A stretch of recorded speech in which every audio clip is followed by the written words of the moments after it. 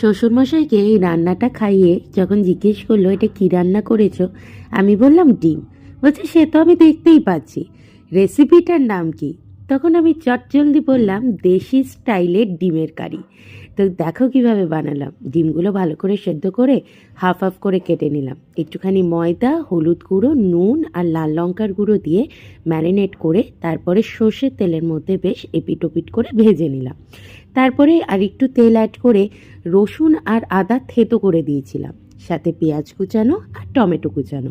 তার সাথে ছিল হলুদ গুঁড়ো, কাশ্মীরি লঙ্কার গুঁড়ো, ধনে জিরে, সামান্য নুন আর চিনিও দিয়েছি, স্বাদ মতো নুন তো অ্যাডই করেছি।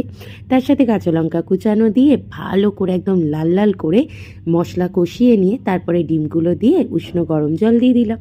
তারপরে একটু ভাপে ভাপে করে নিতে হবে, আর ওপর থেকে বেশ শীতকালে ধনেপাতা দিয়ে জাস্ট একটু মাখা মাখা ডিমের কারি।